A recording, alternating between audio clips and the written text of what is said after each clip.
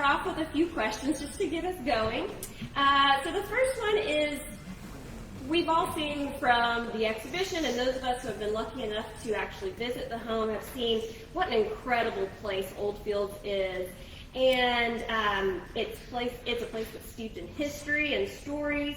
But how do places like this really impact our identities? Wow. You go first, Martha. I came to hear Mary's story. But I honestly feel like that was almost a softball question for me, because I cannot speak to the art, right? I'm so looking forward to walking through and having you tell us all about it and just being a fly on the wall and listening. But that and how places shape our identities, this is just so personal and just so timely right now, because that's what Oldfields means to me. Is I did not grow up at Oldfields. I do not have personal experiences like Mary and like the family, but my stories were, passed down, and it generations before me who were there and why it was important and all of that. But I feel like right now it's just through this whole restoration project and getting to get reacclimated with my Anderson family, because I feel like we're long lost cousins because of this. I'm really learning more about who I am, and it's all about me finding out my identity and doing more research and all of that. And I don't want to say too much about it, but it's an intensely personal journey right now, and Oldfields is a part of me. And it really is shaping my identity, even though I only have one experience, like with my family there on the property. And it was a very emotional experience. It was right after Katrina, and it was with my dad. And it just drives me to savor it. Absolutely. Thank you for sharing. Yeah, thank you. Yeah. Too much estrogen, I'm sorry. I have the coffee. Yeah, I've got my coffee. Mary, what about you? What does... Well, the house itself, although I loved it, of course, it's Martha's family that built it. My grandfather did not build it. He bought it because he loved it. He loved the old fields, the old pecan fields, and he wanted to grow pecans. He was a lawyer from Chicago. Well, really, he was from Louisville, Kentucky, but he had been lawing in Chicago. He was a banker's lawyer, and he got so the weather was just too much for him. And he fancied himself a gentleman farmer. So he came down to Ocean Springs first, and that's how he went to see Oldfields, and ended up buying it. But it was not so much the house that formed me. It was the place. Oldfields at that time was in the midst of like 400 acres of nothing, of wonderful woods, of bayous, of beaches, and it was one of those places that you can't, that just, you'll never find another place like it.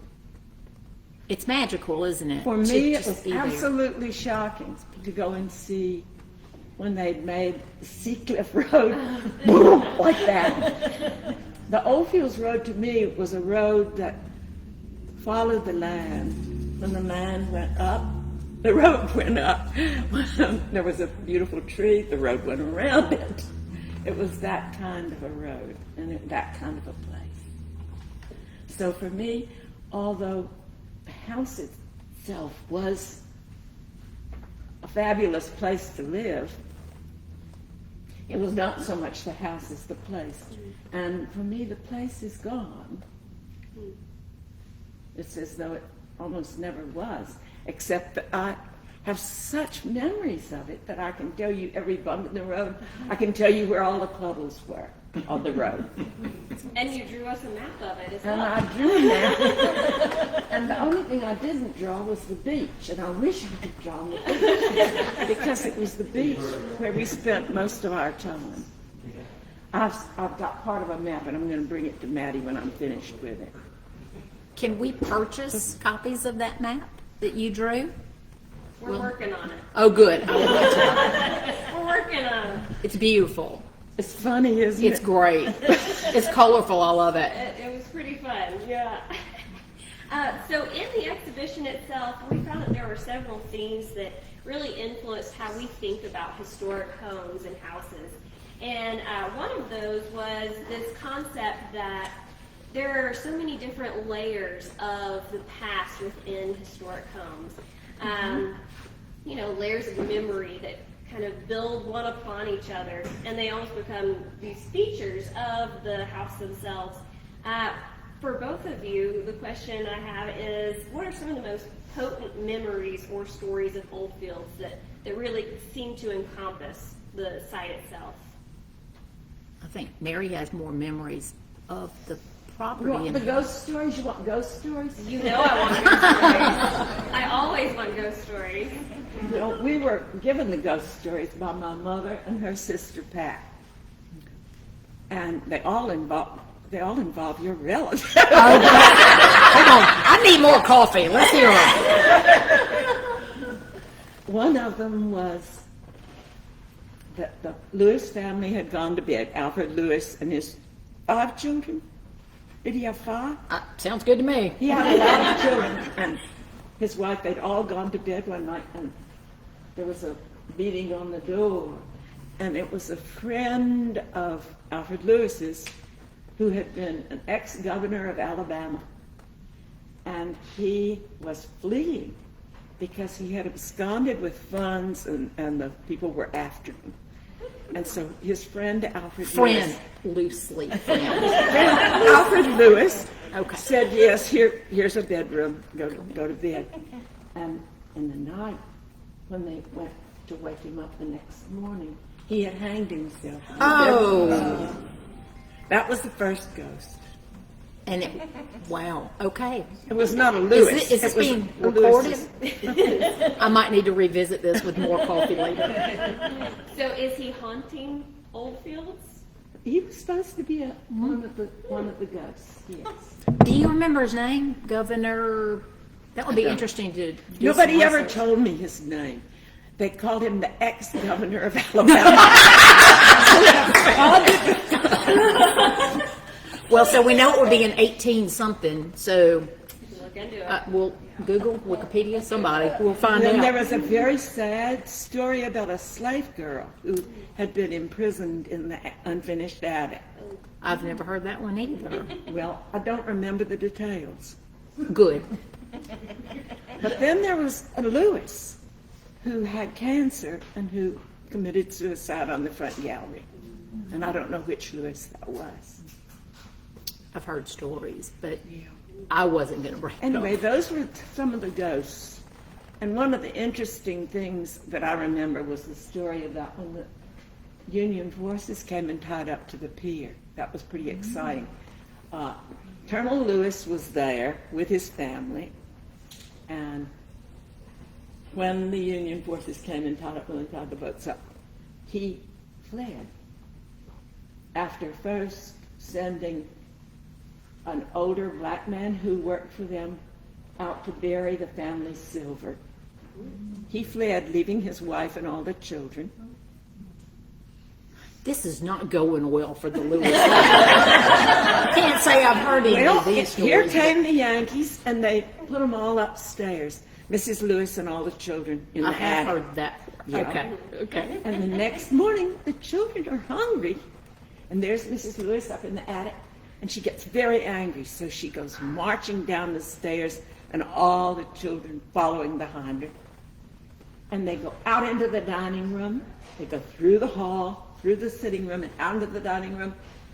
And Mrs. Lewis said, "This is my house, and that's my food, and my children are hungry." So the Yankees jumped up and sat them all down and gave them breakfast. And I think that for the rest of the occupation, it was peaceful. So the Lady Lewises are looking very Yes. Thank you. Some redeeming qualities. But then, when the Yankees went away, they never did find the silver. And the old black man went with them. So, they never did find the silver. And there were people who used to come when we lived at Oldfields with those, Metal detectors? yeah, to try to find the silver. But You know nobody where- ever did. You know where I speculate it is, and I hope. In the cemetery. Well, no, I thought about that. I think I would like to see the silver is in the tree.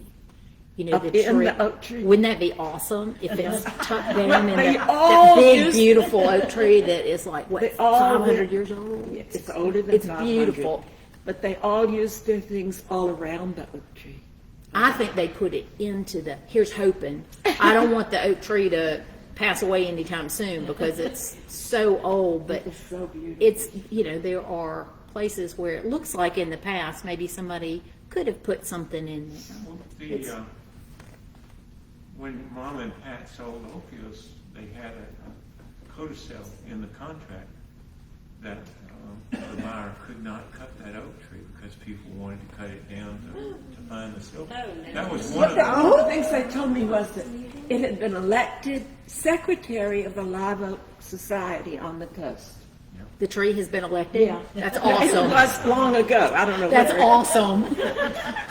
I love it. The Boltons had one that was president. The Oh, Boltons in Biloxi okay.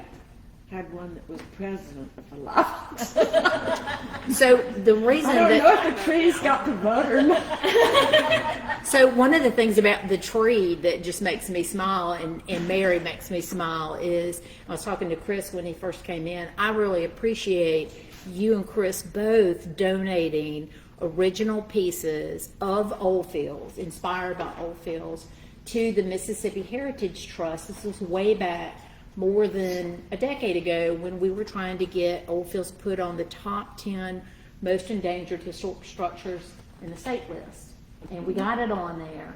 And one of the fundraisers for MHT was to have different original artworks donated, and then the people at the event would pay money to bid on them, and then the highest bidder would get to go home with the artwork. Well, I was the highest bidder for your original were you artwork really? and for Chris's, hence I don't have much savings left. But they both hang proudly on the wall in Pascagoula. But the tree, do you remember the piece that you did? It's beautiful. I should have brought a photo of it, but it's an original work, and you actually put yourself as a little girl underneath the tree, and you have a very mischievous grin. We can't imagine that. And the tree is here. I mean, the house is there, but then there's the big, beautiful, majestic oak, and there you are as a little girl with this really just adorable smile, mischievous smile. Scary. Mary, are there any stories that you would like to share with us about your childhood at Oldfields? The beach. The beach. See, the beach, when we lived there, there was still a bluff. It dropped off. And many trees had fallen. Through the years, many, many trees had fallen. At one time, there was a double carriage drive. A double oak line carriage drive in front of the house. And when the hurricanes came, one after another, the oaks fell. So when we lived there, our favorite place, my brother Billy and I, our favorite place to be was on the big log. And it was a huge oak tree that had fallen, I think, maybe in 1918, the year that the hurricane took the houses off of one island. Oh. This is when The I wish White my House. father were still living, Yeah, because see, he I don't remember knew the date. all of that. But this oak tree had no bark, long since no bark. And the fan of the roots was like that. You know how the roots look. And then it had fallen, and somebody had tried to cut it in two because they tried to burn it at one time. And so the trunk went like that, and then all the branches were still there. And it was all silver. And we just lived in that tree. And Christopher told me that I should tell this story. I remember it. We did not have children, many other children to play with. Our cousins came once every 2 weeks, but we did not have children at Oldfields to play with. And I have a feeling that children need to play war. Is there anyone here who has not played war as a child? And I remember getting up on the oak tree and making all these balls of mud with oyster shells in them. They were my ammunition for when the enemy came. No enemy ever came. There was no enemy ever came. Did any of the cousins get pelted with these oyster shell balls of mud? Probably. No, it was a wonderful beach. And we had our own theater because there was an old oyster house where people opened oysters in the wintertime, right? But in the summertime, they left it alone. Nobody ever went in there. So that was our theater, and we had plays in it. The cousins were the audience.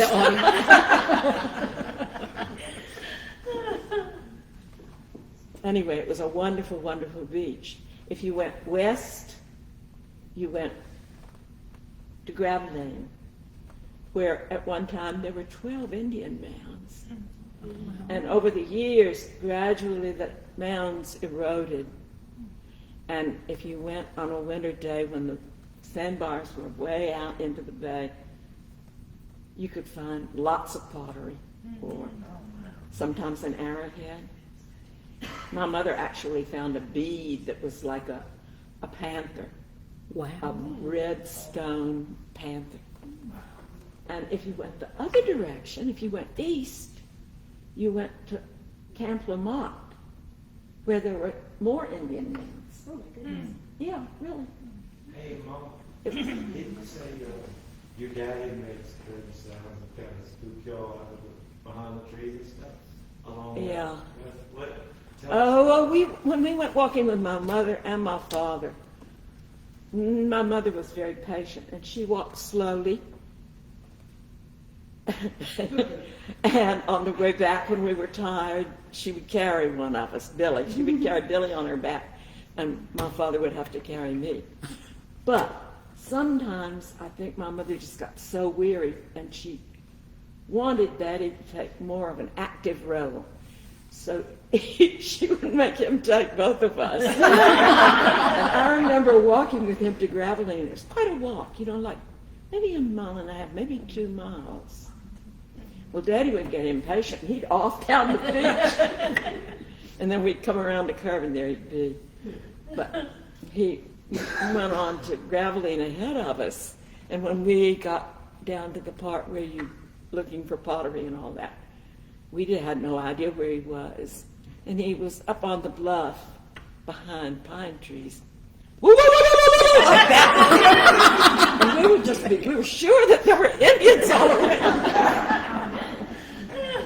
He also found a dugout canoe in the marsh by Graveline. Daddy found it, and he would take us back to see it. That's all. Well, that was great. That's a lot. That's awesome. And The beach was fabulous. It really was. And you can see so much of that influence in his work because of the motifs that he puts into his work from the pottery shards. So obviously it had a really big impact on him as well. He was always looking for best regard motifs on pottery. Did you find it? Oh, yes. He had lots of Yeah. them. He wrote down which ones he found and which ones he I didn't. think we have a piece that shows that in the gallery. Yeah. And Mary, isn't it the case that he would launch from Oldfields, from the property, and that's when he first started going out to Horn Island? Well, he and my mother used to go. It was their particular place when they were first married. I think even before. So would they leave from They would leave Shearwater from then? Shearwater then. And go out that way, and then later But they then would later, leave from Oldfields he and would go from out that Oldfields, way. yes.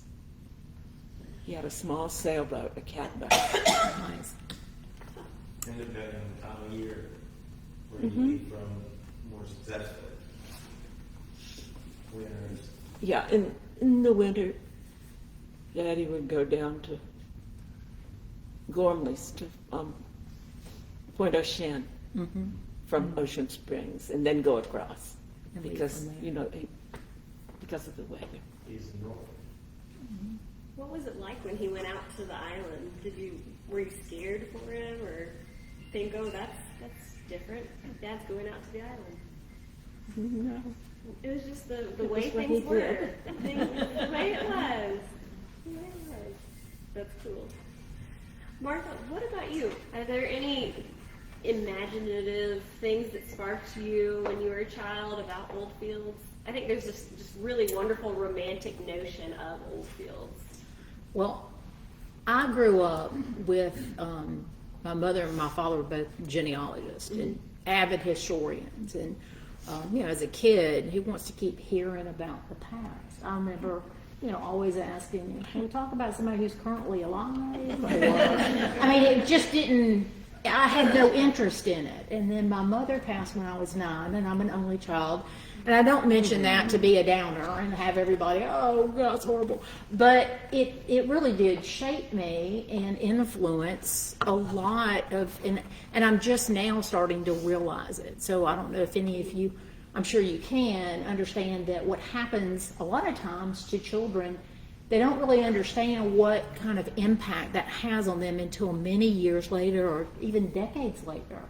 And so all of this is really, like I said earlier, it's this intensely personal journey, and all of this stuff is kind of being revealed. And so growing up after my mother passed and just being me and my dad, and Dad being such a genealogist and historian, and the same for my mother, he really wanted to make sure that I knew everything about the Lewis family, about my mother's family, and he was My mother was like that, Martha. Really? Oh my, she wanted us to know. We had to know it all, and so I retained a little, but he talked about it all the time. And so now I'm glad, and he always used to say, you're going to miss me when I'm gone. And always, he would say it for years and years, you're going to miss me when I'm gone, because I would roll my eyes when he would talk about any kind of historical something. And I would always say, well, then don't go anywhere. But after, just thinking through about how I was raised, and me and my dad, and he was always talking about Colonel Lewis and about the Lewis family and about Oldfields, and trying to make sure that he made an impression on me, right? That someday I would remember all of it, and someday it would be important. Well, in every house that I've ever lived in some place of honor, like the main focal point of every house, either above a fireplace or on a certain wall, has been an oil painting by Sykes Kennan of Oldfields. So even as a child, it was always. And I was always told, if the house ever catches on fire, you grab just a couple of things and get out. One was a piece of Shearwater pottery. It's a lamp. It was always grab the lamp and grab the, as a kid, think about this. I work for the American Red Cross now, and I know that you have less than 2 minutes to get out of a burning building. I know that now. Don't go back in there and start trying to grab lamps and paintings. But those were things that I was told even as a small child. If the house catches on fire, you grab the Shearwater lamp and you grab the painting of Oldfields. And I'm sure there may have been one other thing, but those things were important. So, from the time I was little all the way to now, I'm much, much older, Oldfields has always been, and then now, of course, I bought your piece with Oldfields and Chris's piece with Oldfields, and I have a print of your father's piece with Oldfields. I got so excited when I found out that Walter Anderson had done a couple of pieces with Oldfields in them, and I found 2. And correct me if I'm wrong in this, that were in the calendar book, right? There's 2, and I have December, I think it's the 20th or right. And it's Christmas, and it has the rooster above Oldfields. And The so bird of dawning singeth all night long. I got that one, so I felt like super special. I have an original piece Mary, Chris, and then a reproduction of Walter's piece. And then, of course, the Old Beach artist is how the artist that painted the original oil painting that has Sykes Kennan, the Old Beach artist in Biloxi. So my walls are covered with Oldfields. So even though I only have one real family memory at Oldfields, and it was not a good one, right? It was immediately following Katrina, and it was with my father, and it was when we finally made it over there and saw what had happened, and we just wept. We just wept. And but I had so many memories of my father telling the stories and Dad talking about when he and Mom used to go over there, and when it was moved back, because, correct me if I'm wrong, I believe it has been moved back We twice. moved it over, and then we moved it back.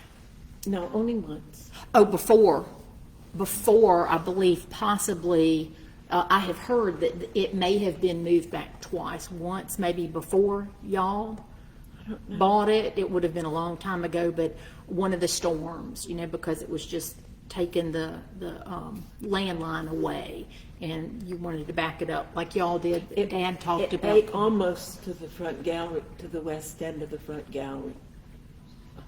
Do you remember That was what year? That was 1947. 47. Oh, it was a terrible hurricane. So y'all moved it back in 47, 48, No, 49? they didn't move it back until 50, 55. Anyway, they found an engineering firm in Jackson who agreed to do it. It was a pretty enormous job. Well, see, Dad told stories about being around during the time of it being moved back, and always used to go, okay, did you do anything, or were you just there? And I think he was just there. But so in the 50s, that kind of ties in with what I remember Dad talking about. But he would talk about Mom going over to paint, because my mother, interestingly enough, she was an artist. What year? It may not have been until 59. Okay. But Dad talked a lot about And then They that. sold it right after, because it took all that they had to move it. And didn't they sell it to Don McKee's dad? Financially. Well, it was Don McKee's dad. And then from there, I tried to track down all the different owners when I was doing all the research and trying to get it on the top 10 list. And it's had a good number of owners since then, hasn't it? Mm-hmm. And I'm proud to say Mississippi Heritage Trust owns it now. That's true. So, Mary, I have one more question for you. What do you think was the influence of Oldfields on Walter Anderson's artwork? I think it was one of those absolutely wonderfully restorative experiences for my father, because what the things that he loved most, the plants and the birds and the creatures and especially the shorebirds, were all right there. Mm-hmm. He was not in good shape when he came to Oldfields, but he certainly did stir his stumps. He almost immediately began drawing every day, the calendar drawings that you were talking about. Every day he would celebrate something that had happened that day. And that, of course, he got that from his mother, because her favorite thing to do is hand you a little book and say, draw something every day. She believed in the discipline of daily drawing, or if you were wanting to be a writer, the discipline of writing. And she's the one who gave him the knowledge that was something that you did, and it would be healing, and it would contribute to yourself. For a lot of people in Ocean Springs, that day camp was very important. Mama and I had a day camp at Oldfields. Oh, I didn't know Many that. people remember that. Tell us about it. I had no idea you had a day camp. We borrowed the truck from the pottery. Did they know that you had borrowed the truck from No, Mom? yeah. Okay. My mother made arrangements to borrow the truck, and we would put the children in the back of the truck. Oh my goodness! See, this is not something you could do today. But we did it. What year was this? Anybody load up? 56, 57. I think we did it for 3 years. So what would you do at your day camp at Oldfields? Everything. We went swimming. Oh, We we made lots of art. We made lots of we had plays. We had a play of the Walloping ship. Wonderful ship for an ocean trip was the Walloping window blind. You didn't play the war, Mama? And we made the set of the window blinds. We did not play war. You know, Mama would not have liked us to play war. It finished every year with the Singing River Indians walking into. Oh, that was my camp at Shearwater. I thought we did that in Oldfields too. I remember doing it in Oldfields. I didn't remember that we did it at Oldfields. I remember singing plays that we made up and using the window blinds to make the ship, you know, the walloping window blinds. you know, we've had people come to this exhibition and say, well, I went to day camp at Oldfields, and what an impact that made on them as well. I had to make all the sandwiches. Deviled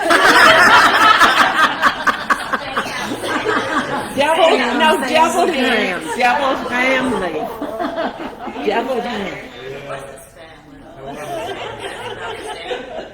Deviled ham and some peanut butter, of course. On the same sandwich? Oh, I don't know. Oh, no! Huh? You get this one or you get that one? Remember you made your own Indian camp at your library for us. Oh, yeah, I made an Indian camp. Kay and I made a great Indian camp. We So did, and everyone we got did. their own Indian name was designated as Indian. You were either a Biloxi or a Pascagoula Indian, and you had your own Indian name. And at the end, we gave a pageant. And they would elect who was going to be the princess and who was going to be... Oh, they also made their huts. And the other thing I did, we even cut bulrushes and made a boat, which would hold up 6 people. This is at Shearwater or at? I got it out of the... 3 hours. I got it out of the It rocks. was a submarine. Thor Heyerdahl, who wrote the Rye Expedition, and he told how the natives bundled the reeds and tied them together. I said, well, we could do that. Mark and I cut so many bulrushes. Were your hands bleeding after that? I would think that. Mama, what was your Indian name? Weren't you Manny Mullet? Manny Mullet. And Jason was Running Bear or something? What were you, Will or Willow? And Blowing Willow. I was Coon on Head.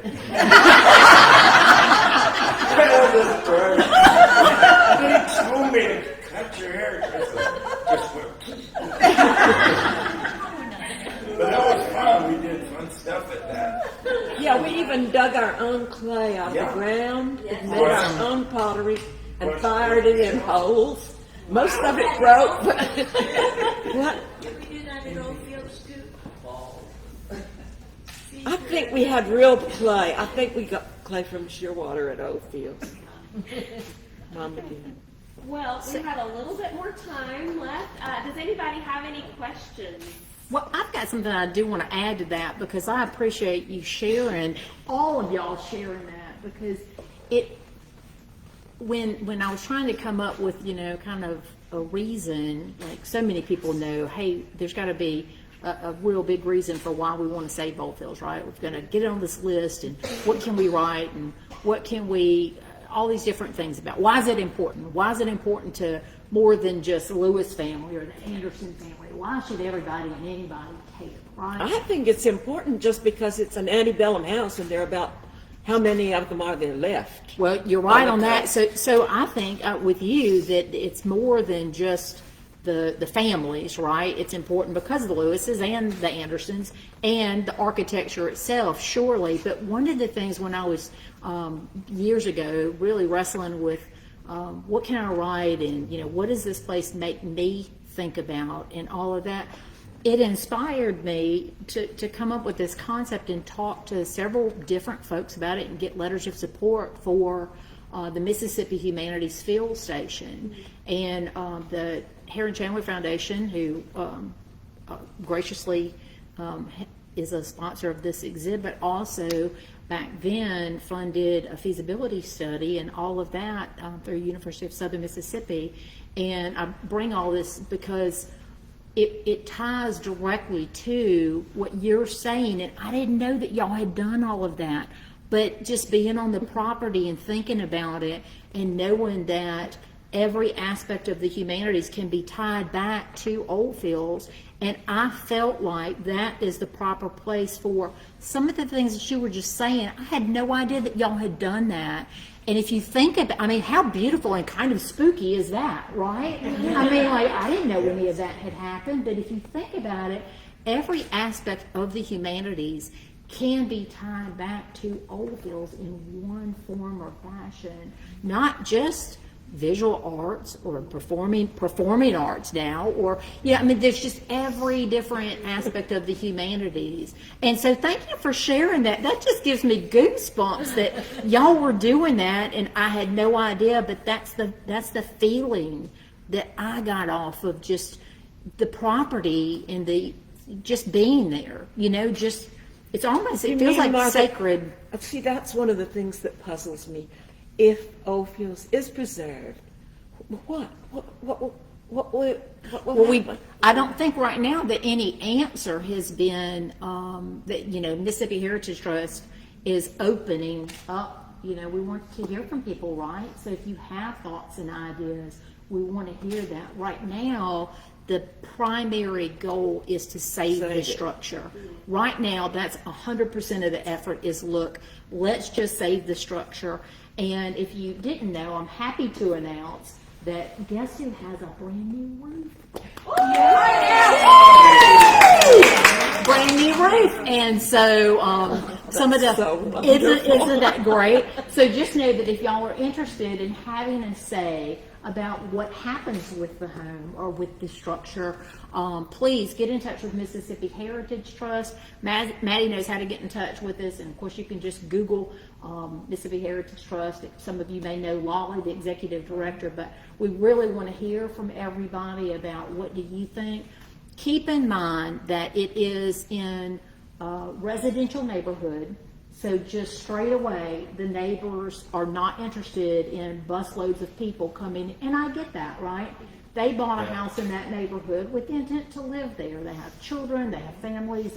So just know that as you're thinking and you're brainstorming, you're like, hey, let me type Wally and tell her what I think we need to do. It's not going to be a museum home. That's not something that's being entertained because the neighborhood and the neighbors don't want that. But can we do other things? Yeah. We could have a daytime barbecue in the park. A fundraiser. As it's restored, is it going to be restored to what it was as the Lewis House, or as it was? Anderson's. Yeah. So, see, I don't think that's even been answered yet. So that's some of the things that we should. Pretty weird things Have been done to it. It's various. You are correct. You mean like the faux marble and the jacuzzi tub that got put in and all of that? Well, And the some more You stuff. had sheep horns to hang their towels on. Sheep horns? I've not seen that. That was before my time. I had seen it after Katrina gutted it. Well, after Katrina did what she did to it. But so, Leif, I think that that's a great point, and a lot of folks are asking the very same question. I don't think that that's even been decided yet. But one of the things that I thought about, which, I may not have any weight or a dog in this fight, as they would say, but I thought, wouldn't it be nice if it was a little of both, right? Walter Anderson did some of his most famous pieces upstairs, right? There's so much. That's where you have the linoleum carving The block print, glass. right? That's where you have the linoleum carving glass. speaking of the attic, Uh-huh. one of the things that I remember with great pleasure was the trunks. Like the one that's right over there in the gallery? The trunks, not trunks Daddy made, but the trunks of clothing. And letters, and letters. Beautiful dresses. Wow. Right, Mary? And thousands of National Geographic Oh, magazines. we had those in my grandmother's kitchen. I don't know if they were the same ones, but there were stacks and stacks of them. And Vanity Fair. We didn't have those. Vanity Fair. All these, they're all magazines that were just fabulous. They really were. So what about the performing arts then? That ties in with that. Let's all get dressed up and, put on some costumes up in the attic. Bands on the front gallery leaf. And That would be awesome. It's been done.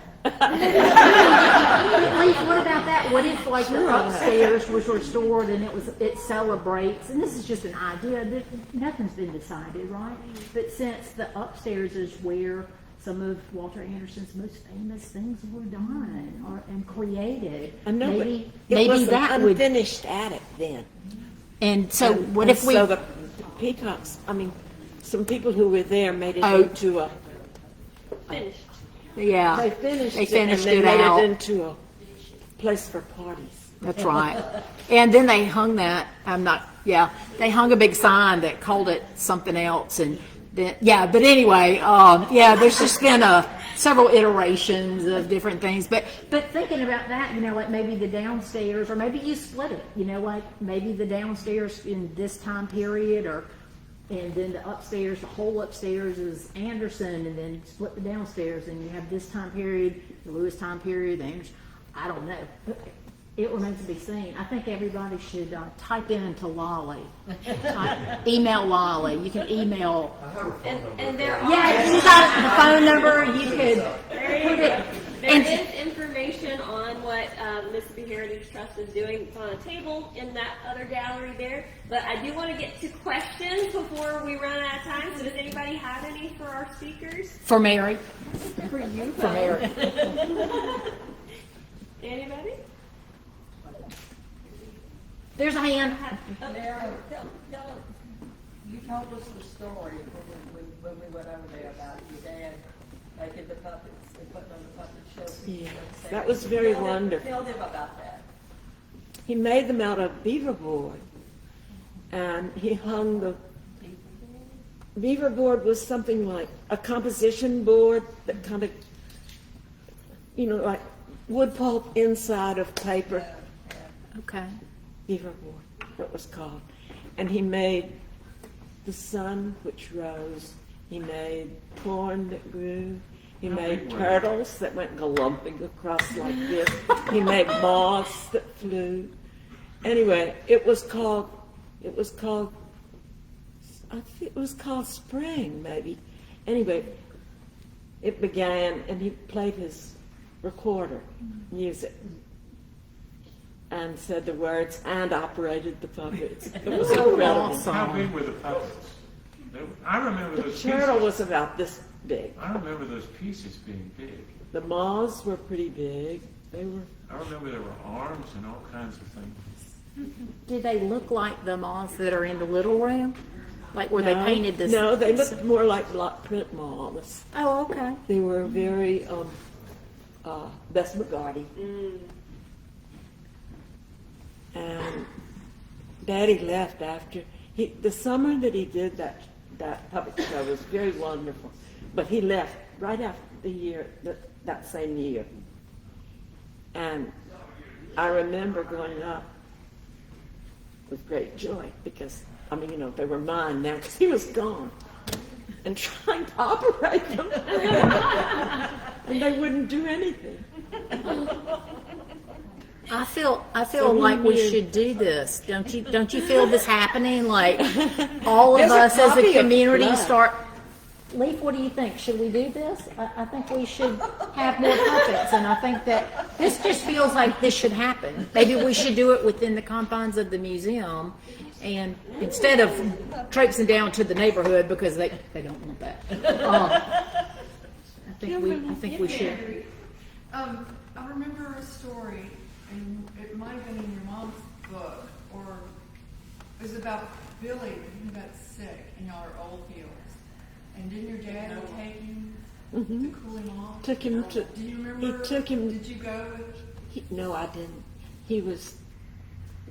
Daddy didn't often get left with us by himself, but this particular time, when Billy got sick, and he was just a little baby, he got.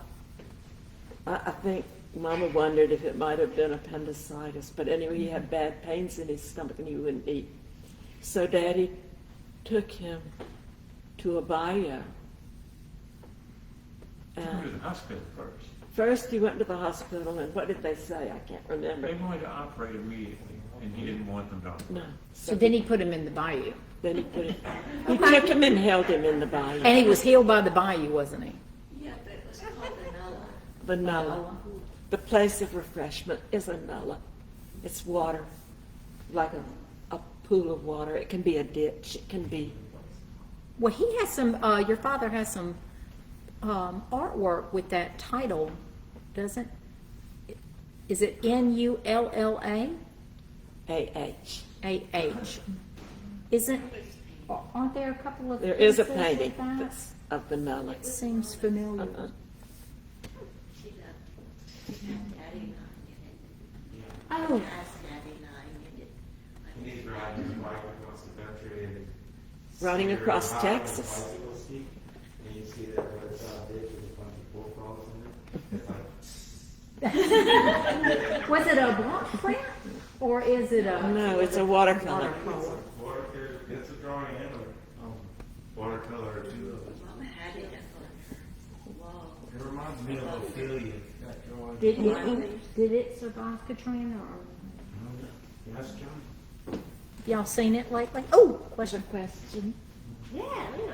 The day that we went to Oldfields, that you took us, we went with you. You told the story, a wonderful story about when you and Billy used to go out in the yard and sit while Dad began to draw, where he was recovering, be able to go back and do his artwork. And he was using, you descriptively discussed the best Bogard. And the bottle of ink. Yes. And And I the thought dip that was pen. such a beautiful story. Tell a little bit about that. 'Cause Well, it- he it at was that so time wonderful. when he'd just come back, he didn't mind if you went and sat down by him and watched. Just don't talk. He'd have the bottle of ink and his dip pen, and like this, the chicken would run across the face. It was very wonderful. Would it be appropriate to tell the story about what inspired the piece that Maddie put together in the dresser right behind this wall? So when we go into the galleries and Mary's walking through and talking about the different pieces, I think that was during the war, and there was a blackout, and Daddy was not good about preserving the blackout. And at night, he liked to go in the dining room with the door wide open night and sit at the table, and he would turn the pages with this hand and draw with this hand. Like, say, for Don Quixote, there are like 2,000 drawings. For almost all, so many of the classics, he did many, many, many drawings. But my mother would go out, and there was the light streaming out across the front gallery, so all the German submarines would bomb Oldfields, right? So my mother would come, and there he'd be sitting at the table. And she said that she went out one night, and Daddy had coffee,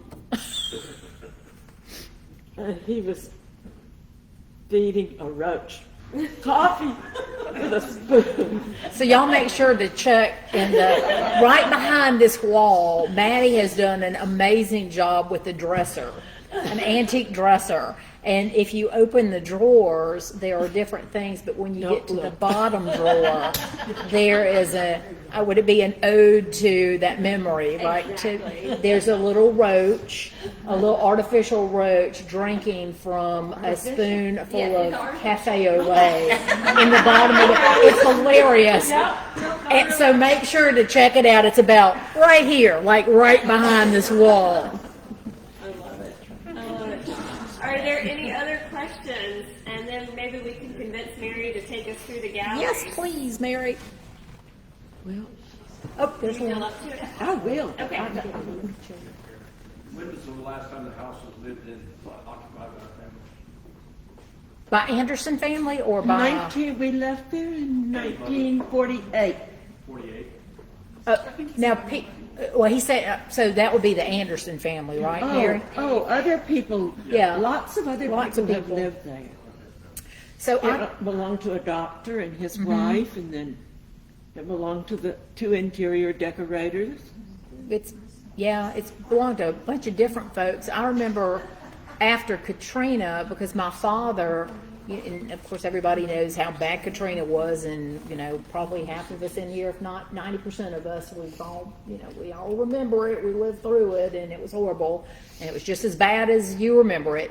But we could not get from Pascagoula over to Oldfields for quite some time, and I can remember my dad, he just kept going on, Martha, I've got to get to Oldfields, I've got to get to Beauvoir, I've got to see Oldfields, what happened to Oldfields, what happened to Beauvoir, over and over and over. And so it was weeks later, maybe a month, maybe, I just lost track of time, but I remember when we could finally get him over there, and I drove him over there, and when we first pulled up, I remember seeing Oldfield staying, it was still shuttered. And then I was like, oh, whew, it's fine. And then I got him, I helped get him out of the car, and we walked up, and I think he was using a walker at that time. But we saw all the, it was just detritus and grasses and everything. Of course, it was still shuttered up, right? The doors, everything. But all of this just debris just sticking out from underneath the doors and windows, and it was just like that tidal surge that came.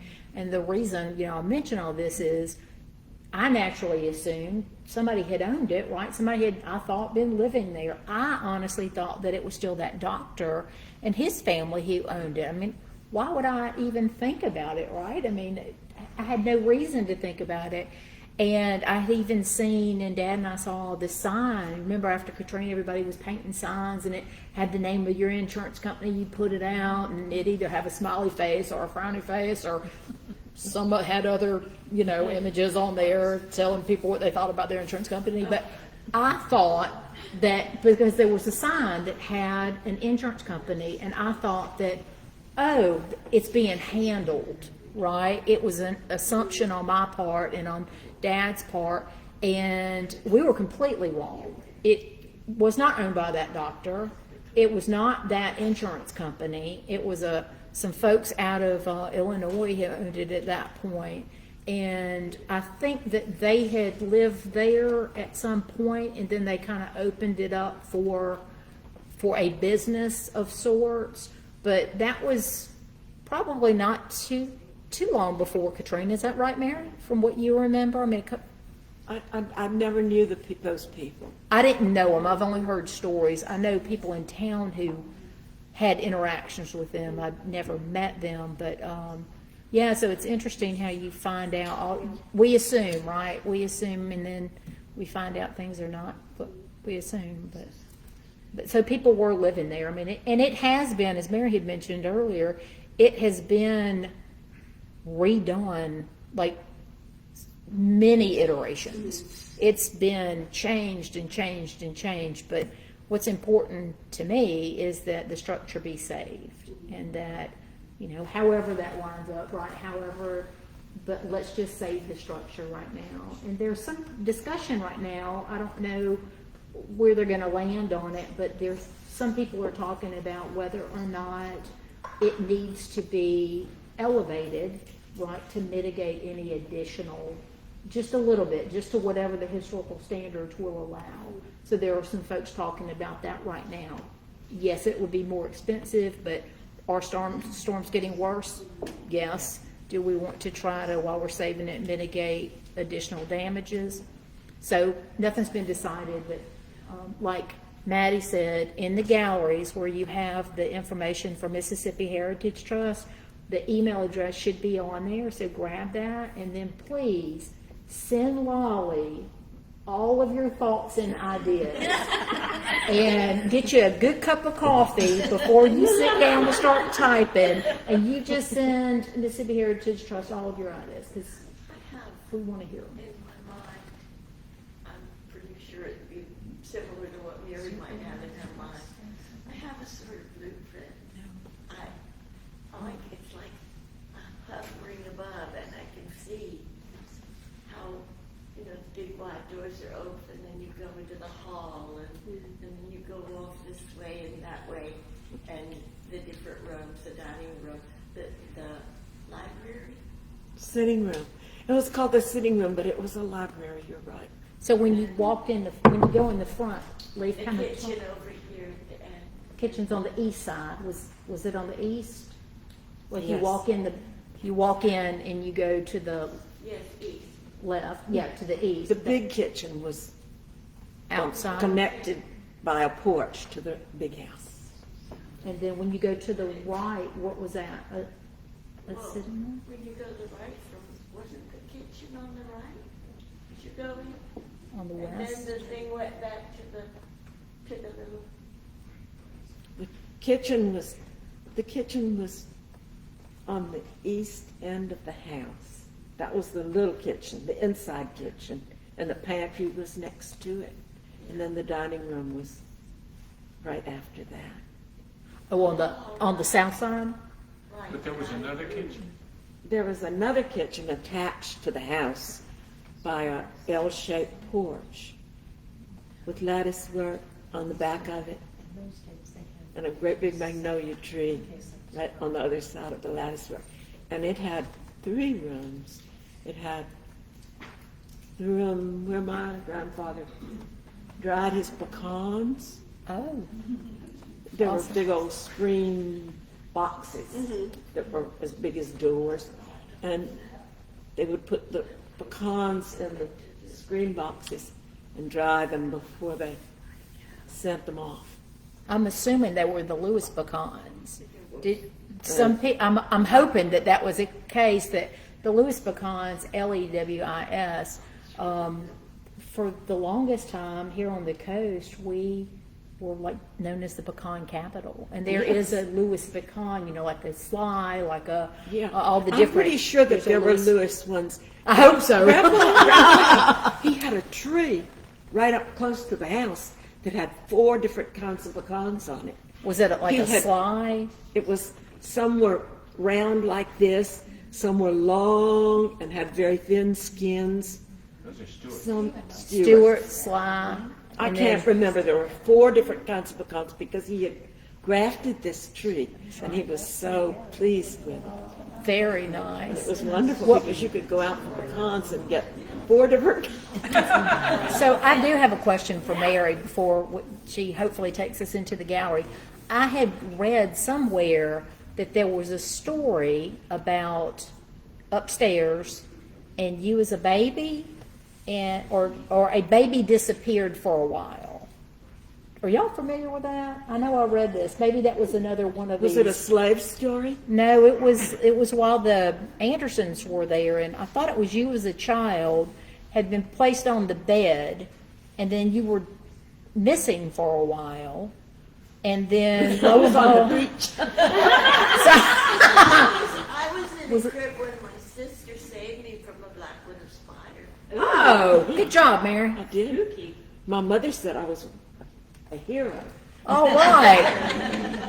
You were. Well, so I'm gonna have to dig up where I read that because going through all of this stuff.